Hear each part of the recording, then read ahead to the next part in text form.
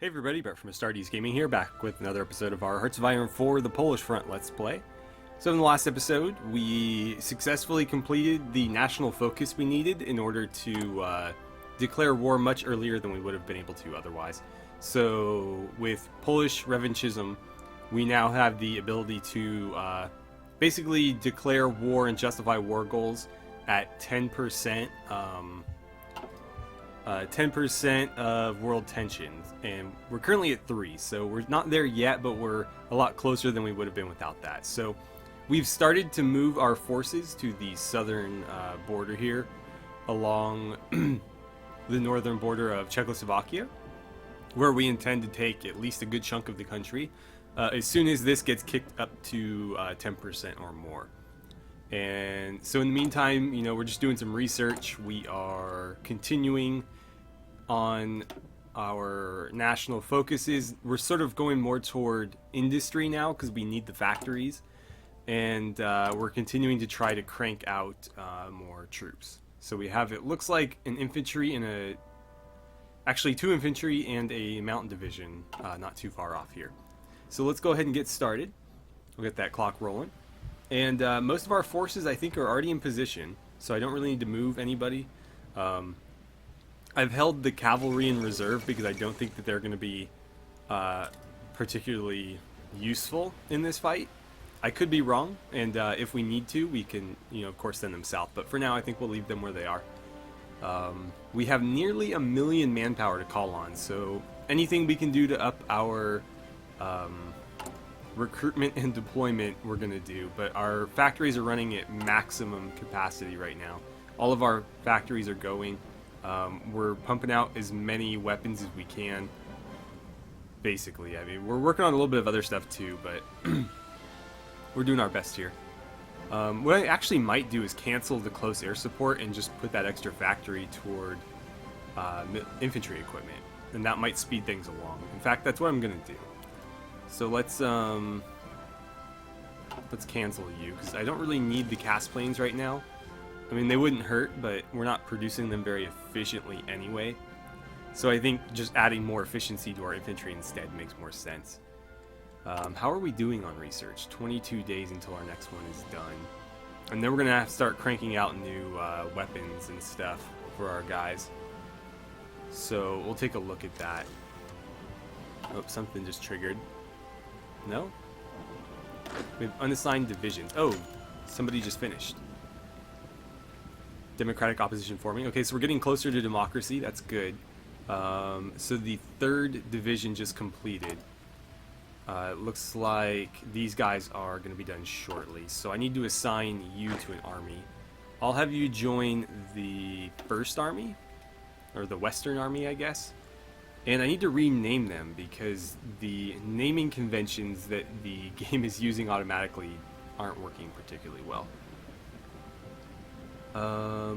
So let's see, 23rd, 28. I think 28's the highest, but we're missing some numbers. We got 21, and that we need to keep in mind too that there are these guys. So let's see, 30, 24. 22, 27, so I'll probably just go with 31. And there we go. And then as for the mountain division, actually that reminds me, let's send you guys, the question is where? Maybe I should have sent them to the, yeah, you know what? You're gonna join that army, and why don't you come over here? And then these guys, where did they go? I had another misnamed division. So as far as mountain goes, we have 22, and that's it for the Eastern Army, and then 21 and 1. So these guys need to get fixed a little bit here. Let's go into, I wonder why they're naming it differently here than like here, for example. So I wonder if I can copy and paste this. Because I'm not sure what this word means. This is division. I don't know what that is, and I assume this is like mountain or something to that effect. So I'm not sure why that word's there, but not in the other one. I may just let it go. In fact, I guess I will because it's going to take too long otherwise. But let's start renumbering these guys just to make it a little bit clearer. So I'll just start these guys as number 1 since there's no other 1st Mountain Division. Alright. So a little bit of organizational issues there, but I'm sure we'll be fine. Also, you guys being kept in reserve, I don't know how I feel about that. I may send the 25th to the Eastern Army.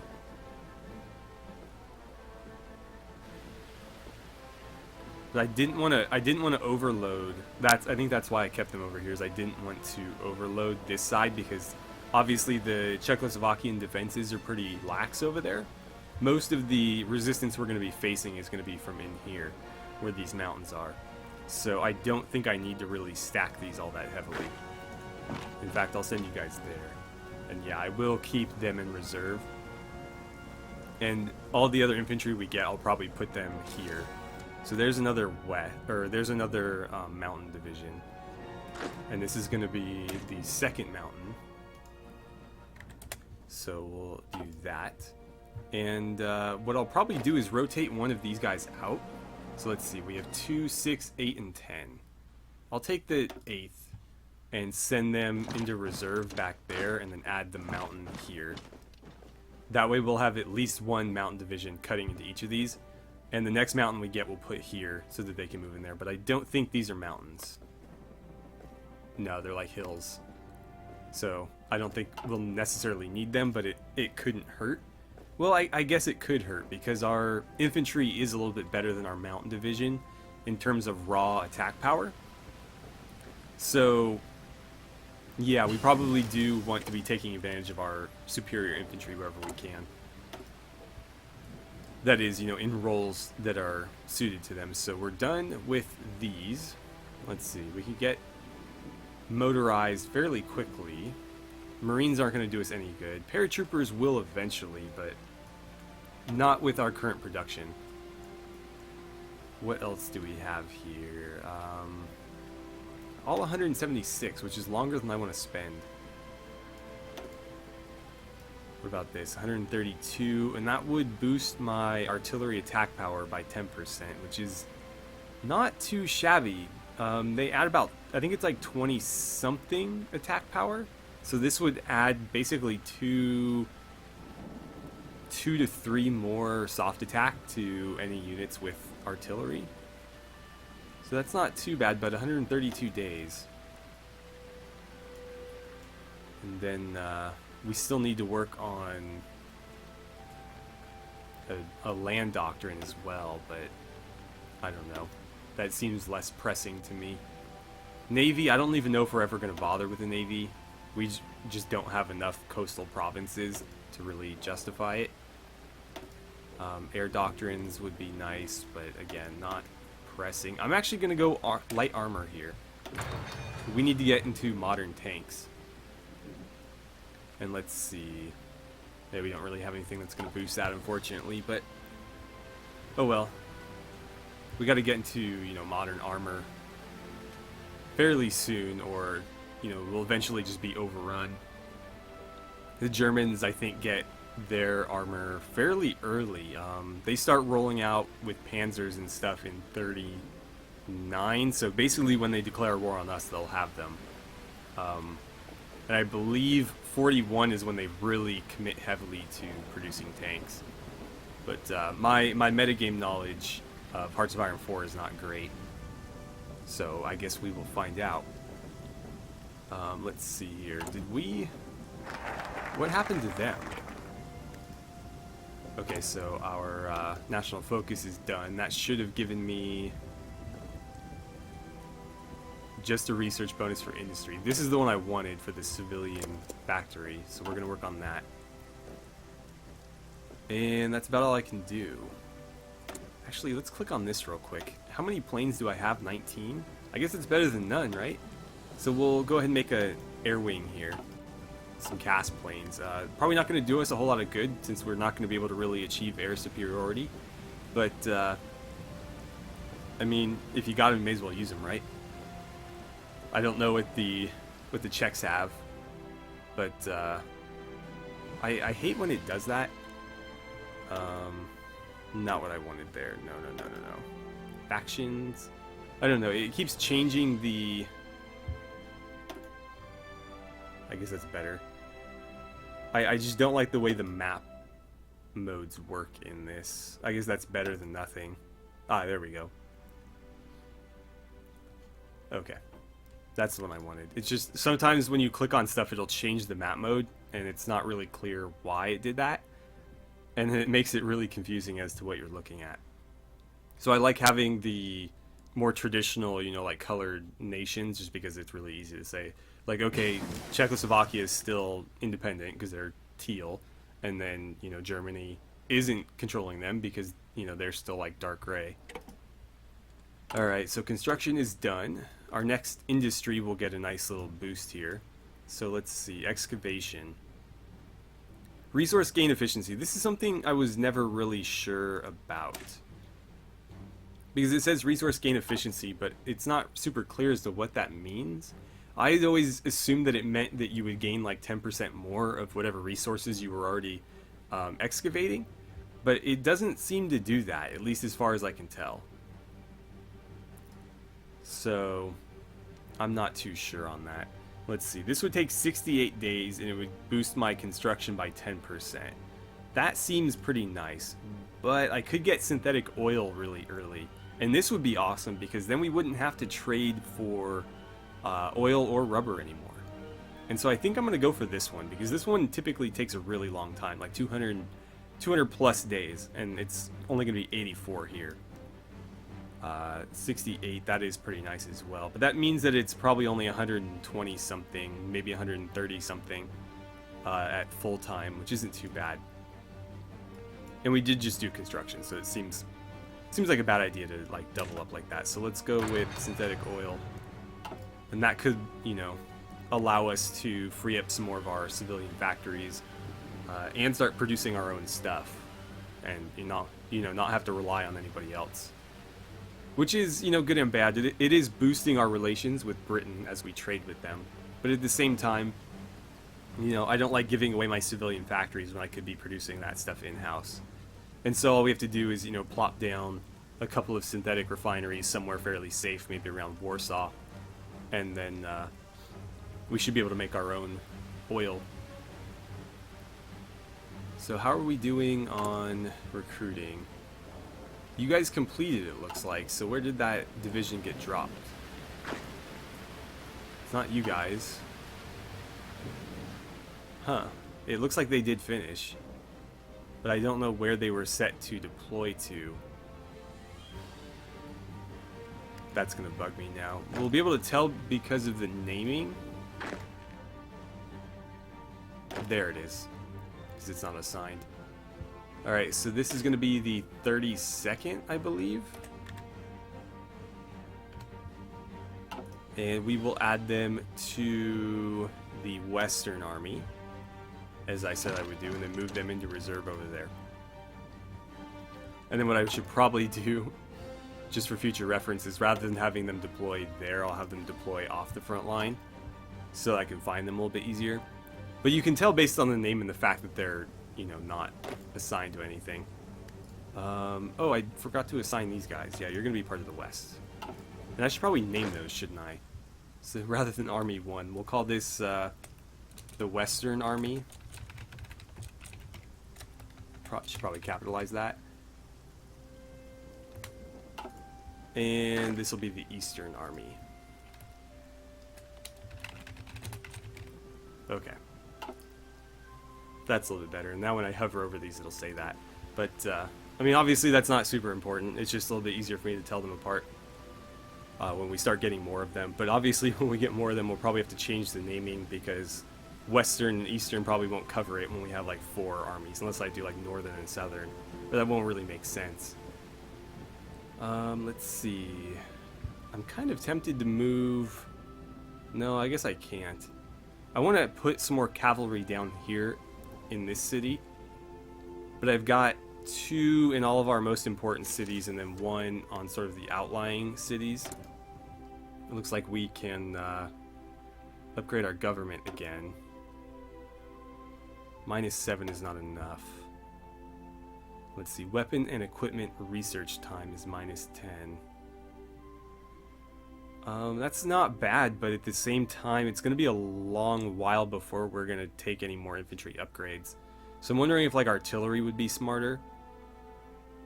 Motorization, it's a little bit too specific for me, but that would be useful. It's just the artillery one I think would give us a little bit more text to research with that bonus, but I could be wrong. This also would have been great because it would have made our tank research a little bit shorter. I don't think it works retroactively, so if I choose this now, it's not going to make the remaining time 10% shorter. It's only going to apply here after. Ships, I don't know that we're going to make any ships other than maybe more transports or, you know, convoys. Don't need one of these right away, but I will probably take the medium. I don't know if strategic bombers are going to be all that useful to us. I mean, obviously they will be useful, just I think going for close air support and interceptors is probably going to be our best way to go. Just maintain air superiority and use our, you know, planes that supplement our infantry, rather than just trying to like bomb the crap out of people, because we're just not going to be able to produce enough bombers to do that. So let's see, was there anybody in here that was like too good to pass up on? Armor division attack, no. Yeah, none of that's going to help us. We took the one that boosts our infantry attack and defense, which is going to be really important for any fights coming up, but none of those are going to be like super critical. Division attack, division defense. That could be pretty useful, actually. I think I'll go defense, just because with his 15 and his 10, that'd be plus 25%. And that means our infantry would be pretty difficult to move off of any spot that they're trying to hold, which, you know, trying to defend against Germany could be the difference. So let's snag that. Especially since none of the industry ones are... We already got the good ones. Everything else is like very specific or very small bonuses. So I don't think anybody's gonna bump that war score up today. I thought it would come soon, but maybe not.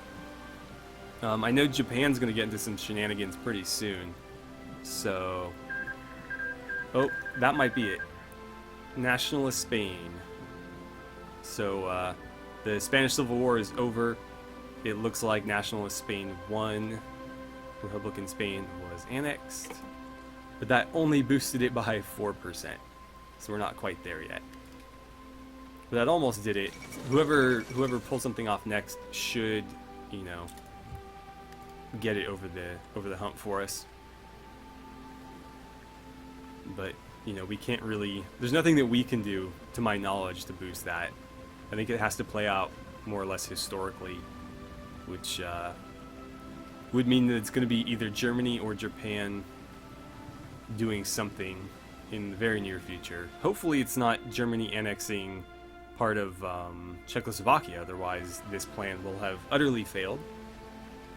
That does remind me, though. We have free dockyards. That's not a problem. It looks like we have one more civilian factory being built.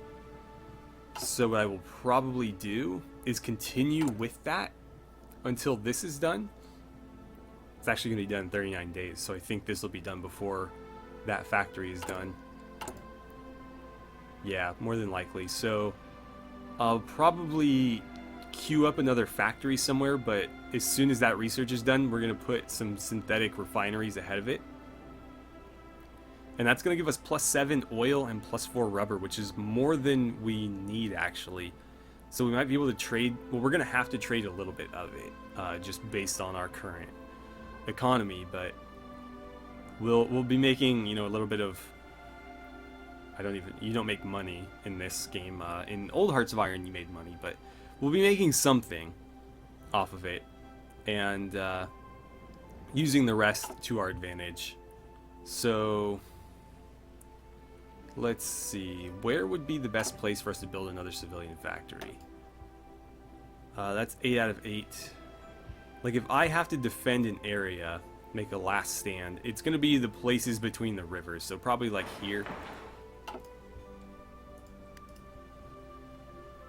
because the rivers are really the only like natural defenses we have beyond these forests out here.